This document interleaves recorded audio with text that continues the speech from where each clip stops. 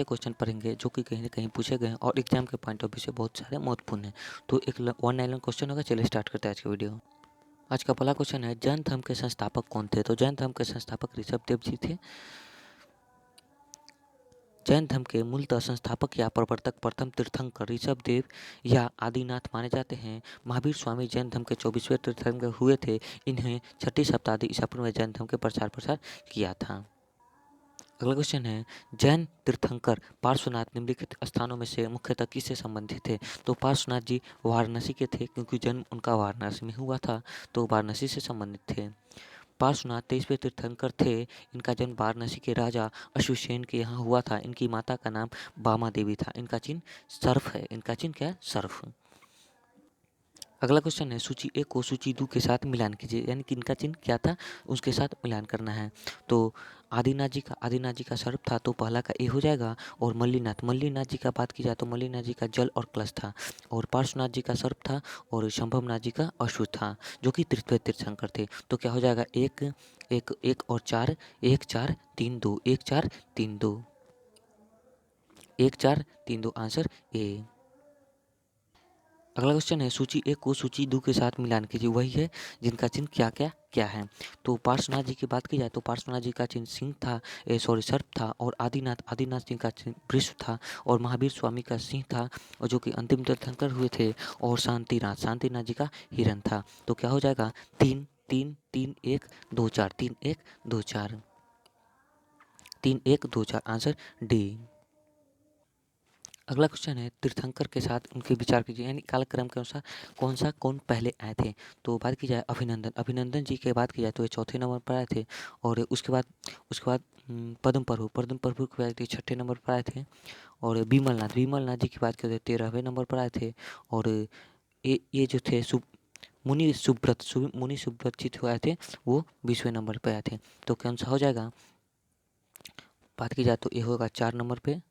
और ये आए थे 6ठे नंबर पे। और ये आए थे 13वें नंबर पे। और ये आए थे 20वें नंबर पे। यानी हो जाएगा 1 4 2 और 3, 1 4 2 और 3, 1 4 2 और 3, ए आंसर हो जाएगा। देख लेते हैं कौन सा है। तो जैन धर्म के संस्थापक और तीर्थंकर, जबकि जैन महात्माओं के निर्गत कहा गया। जैन धर्म के कुल 24 तीर्थंकर माने जाते हैं, जिन्हें समय समय पर जैन धर्म के प्रचार प्रसार किए गए। यह प्रथम की बात की जाए तो ऋषभ देव जी थे। और द्वितीय थे अजितनाथ। और तीसरा संभवनाथ। और चौथा अभिनंदन। और पांचवा सुमतिनाथ जी थे। और छठा पद्म प्रभु। और सातवां सुपार्श्वनाथ। और छठा चंद्रप्रभ। आठवां चंद्रप्रभ। और नौवां पुष्पदंत। नौवां पुष्पदंत। और 10वां के बाद है शीलनाथ। और 11वां श्रेष्ठनाथ। और 12वां वासुपूज्य। और 13वां विमलनाथ। और 14वां अनंतनाथ। और 15वां धर्मनाथ। और 16वां शांतिनाथ। और 17वां कुंथुनाथ। और 18 में बात की जाए तो 18 की बात है तो 18 अरनाथ। और 19वां मल्लीनाथ। और 20वां मुनिशुभ्र। और 21वां नेमिनाथ। और 22वां नेमिनाथ। 2 को नेमिनाथ दे दिया गया है। और या फिर नेमिनाथ या फिर अरिष्ट नेमी। और 23वां पार्श्वनाथ। और 24वां महावीर स्वामी। तो इतना याद नहीं करना, ऊपर से 5 याद कर लीजिए और नीचे से 5 उसी में से पूछता है। अगला क्वेश्चन है, महावीर स्वामी का जन्म कहाँ हुआ था? तो महावीर स्वामी का जन्म कुंडल ग्राम में हुआ था, जो कि बिहार के वैशाली के हाजीपुर के पास है कुंडल ग्राम। महावीर स्वामी का जन्म कुंडल ग्राम या फिर कुंडलपुर वैशाली के निकट लगभग 599 ईसा पूर्व में हुआ, जबकि इनकी माता त्रिशला लिच्छवी राजा गणराज चेटक की बहन थी तथा इनके पिता शुद्धोधन कार्तिक कुल के संघ के प्रधान थे। इसके बड़े भाई नंदीवर्धन। और कुछ प्राचीन संरक्षण यानी एनसीईआरटी पुस्तक महावीर स्वामी का जन्म 540 ईसा पूर्व ही होगा, क्योंकि एनसीईआरटी को फॉलो करना चाहिए। 540 ईसा पूर्व एनसीईआरटी माना जाता है। इस आधार पर इनके प्रकाशकों ने भी यह जन्म तिथि अपनी पुस्तक के अंकित किया है, जिनके भ्रम की स्थिति उत्पन्न हुई है। महावीर स्वामी की सही जन्म तिथि 599 ईसा पूर्व उचित है, क्योंकि यह महावीर स्वामी महात्मा बुद्ध के पहले के काल के हैं। महात्मा बुद्ध का जन्म 563 ईसा पूर्व में, जबकि एनसीईआरटी न्यूनतम संस्करण में भी अभी तक महावीर स्वामी का जन्म 599 ईसा पूर्व प्रकाशित हो चुका है। तो महावीर स्वामी का जन्म 599 ईसा पूर्व एनसीईआरटी में प्रकाशित हो चुका है, तो कोई दिक्कत की बात है ही नहीं। तो अगला क्वेश्चन है, कुंडलपुर जन्म स्थल है, तो कुंडलपुर जन्म स्थल महावीर स्वामी जी का है। अगला क्वेश्चन है, महावीर स्वामी के मोक्ष स्थान कहाँ है? मोक्ष स्थान यानी कि मृत्यु कहाँ हुई थी? तो पावापुरी में हुई थी मृत्यु इनकी।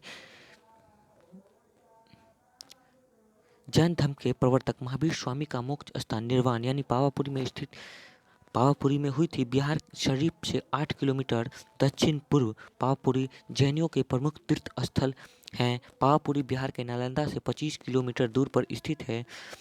भगवान महावीर का 527 ईस्वी पूर्व में अर्थात 72 वर्ष की अवस्था में बिहार के पावापुरी की कार्तिक कृष्ण अमावस्या के पूर्णिमा अमावस्या को मोक्ष की प्राप्ति हुई। मोक्ष यानी कि मृत्यु हो गई थी उनकी।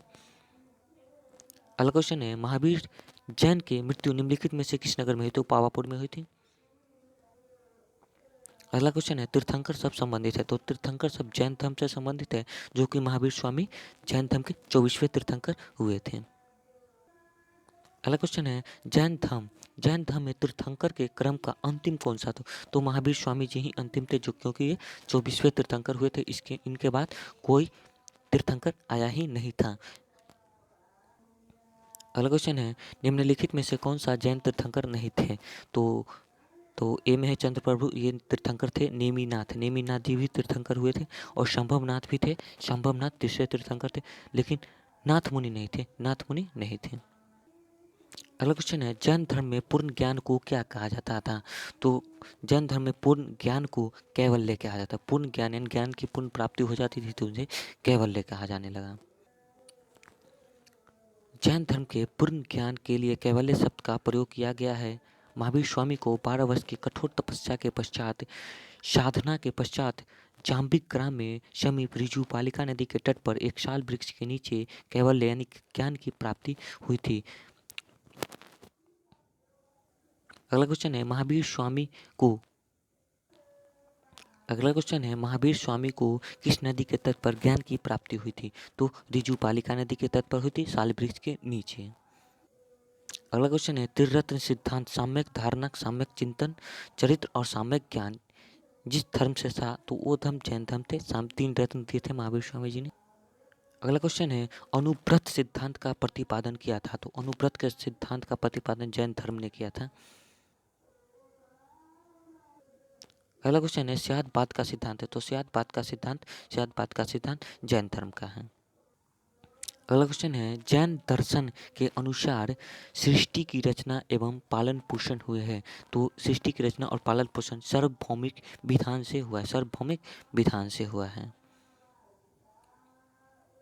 जैन धर्म के अनुसार समस्त विश्व जीव तथा अजीव नामक 2 नित्य तथा स्वतंत्र तत्वों से मिलकर बना है। जीव चेतना तत्व, जबकि अजीव अचेतना जड़ तत्व है। जहाँ जीवन के तात्पर्य उपनिषदों से सार्वभौमिक आत्मा से न होकर व्यक्तिगत आत्मा से है। जैन मतानुक्रम के आत्माएं अनेक होती है तथा सृष्टि के कण कण में जीवन का वास है, अतः विकल्प ए सही है। अगला क्वेश्चन है, जैन धर्म के आधारभूत भूमिक बिंदु है। तो आधारभूत बिंदु की बात करें तो अहिंसा आधारभूत बिंदु है। अहिंसा जैन धर्म के आधारभूत बिंदु है। जैन धर्म में सम्यक चरित्र के अंतर्गत परिव्रजों अथवा तापस्यों के अहिंसा, सत्य, असत्य, ब्रह्मचर्य एवं अपरिग्रह नामक 5 महापर्त का व्यवस्था की गई है। अगला क्वेश्चन है, यापनीय किसका संप्रदाय? यापनीय जैन धर्म का संप्रदाय है। यापनीय जैन धर्म का संप्रदाय। अगला क्वेश्चन है, निम्नलिखित में से कौन सा पर्वकालिक जैन ग्रंथ कहलाता है? तो पूर्वकालिक जैन ग्रंथ कहलाता है वो 14 पूर्वा है। 14 पूर्वा प्राचीनतः जैन ग्रंथ है। अंतिम राजा नंद के समय में सब प्रभु विजय तथा भद्रबाहु जैन धर्म के अध्यक्ष थे तथा ये ही महावीर द्वारा ग्रंथ 14 पूर्वा के विषय में जानने का अंतिम व्यक्ति थे। अगला क्वेश्चन है प्रारंभिक जैन साहित्य निम्नलिखित में से किस भाषा में लिखी गई? तो अर्धमगधी भाषा में लिखी गई है। अगला क्वेश्चन है निम्नलिखित में से कौन सा स्थल पार्श्वनाथ के संबंधित होने के कारण जैन सिद्ध क्षेत्र माना जाता है? तो है सम्मेद शिखर जो कि झारखंड में अभी है और जिसका नाम अभी पार्श्वनाथ की चोटी रखा गया है। अगला क्वेश्चन है जैन संप्रदाय में प्रथम विभाजन के समय श्वेतांबर संप्रदाय के संस्थापक कौन थे? तो श्वेतांबर संप्रदाय के संस्थापक स्थूलभद्र थे और भद्रबाहु थे वो थे दिगंबर संप्रदाय के।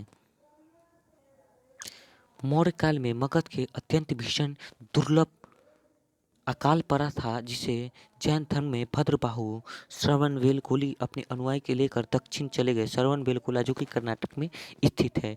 जैन संघ का यह भाग दक्षिण मैसूरी में पुन्ना तट प्रदेश में बस गया। अकाल समाप्त होने के बाद भद्रबाहु अपने अनुयायी के साथ पुनः यहाँ लौटे किंतु जैन धर्म के नियमों को लेकर भद्रबाहु और स्थूलभद्र के बीच मतभेद हो गया। स्थूलभद्र अकाल के समय मगध में ही रहते और उनके अनुयायी भी वहीं थे। इन्होंने अपने अनुयायियों के सफ़ेद वस्त्र धारण करने के लिए निर्देश दिया किंतु भद्रबाहु ने निवस्त्र रहने के लिए अपने अनुयायी को शिक्षा दी। इस प्रकार जैन धर्म संघ में दो संप्रदाय का विकास हुआ, एक था श्वेतांबर और दूसरा था दिगंबर। भगवान महावीर का प्रथम शिष्य कौन था? तो प्रथम शिष्य की बात की जाए तो जमाली था। भगवान महावीर का जन्म क्षत्रिय समंत सिद्धार्थ के यहाँ 599 ईसा पूर्व में हुआ था। इनकी पत्नी का नाम यशोदा था। इनके प्रियदर्शनी नामक एक पुत्री थी। प्रियदर्शनी का विवाह जमाली से हुआ था जो कि क्षत्रिय हुआ था, जो बाद में महावीर स्वामी का अनुयायी बन गया और प्रथम शिष्य भी बना था। अगला क्वेश्चन है जैन सभा में अंतिम रूप से श्वेतांबर आगमन का संप्रदाय हुआ था? तो पटना में पाटलिपुत्रा में। अगला क्वेश्चन है समाधि मरण किस दर्शन से संबंधित है? तो समाधि मरण जैन धर्म से संबंधित है। संलेखना यानी समाधि मरण या फिर संथारा जीवन के अंतिम समय में मृत्यु निकट जानकर स्वेच्छा से अपनाई जाने वाली एक जैन प्रथा है। व्यक्ति को यह लगने लगता है कि वह मृत्यु के करीब है तो वह खुद खाना पीना त्याग देता है। इस दिगंबर जैन शास्त्र के अनुसार समाधि मरण या फिर संलेखना कहा जाता था। श्वेतांबर साधा प्रसिद्ध में इसे संथारा कहा जाता था। तो समाधि मरण या फिर संलेखना कहा जाता था जो कि मृत्यु का एक प्रकार था। अगला क्वेश्चन है अजीबक संप्रदाय के संस्थापक कौन थे? तो अजीबक संप्रदाय के संस्थापक की बात की जाए तो वो थे मोगलीपोतिल घोषाल जो कि सी में है। अजीबक संप्रदाय के संस्थापक मोगलीपोतिल घोषाल।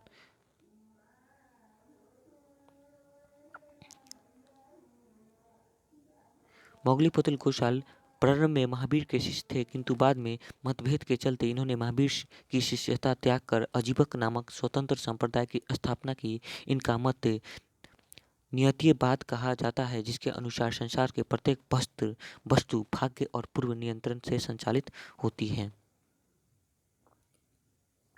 अगला है निम्नलिखित में से किसने प्रतिपादित किया कि भाग्य ही सबसे कुछ निर्धारित करता है, मनुष्य असमर्थ होता है? तो वो थे अजीबक क्योंकि अजीबक संप्रदाय के संस्थापक मोगलीपोतिल घोषाल थे जो कि पहले बौद्ध जैन धर्म से संबंधित थे। अगला है बराबर की गुफाओं का उपयोग किसने आश्रय गृह के रूप में किया था? तो बराबर की गुफा है जो कि बिहार के दक्षिणी भाग में अवस्थित है। इसे अजीबक संप्रदायों ने आश्रय के रूप में ग्रहण किया था जो कि बिहार के दक्षिणी भाग में स्थित है। इसमें 4 गुफाएं आते हैं जो कि पहला है सुदामा, कर्ण, विष्णु झोपड़ी और बराबर की गुफाएं अजीबक संप्रदाय के संस्थापक का आश्रय का एक गृह था। अगला क्वेश्चन है श्रवणबेलगोला में श्वेतांबर की विशाल प्रतिमा किसने स्थापित कराई थी? तो श्वेतांबर की विशाल प्रतिमा श्रवणबेलगोला में चमुंडराय ने कराई थी। श्रवणबेलगोला कहाँ स्थित है? तो वो कर्नाटक में स्थित है।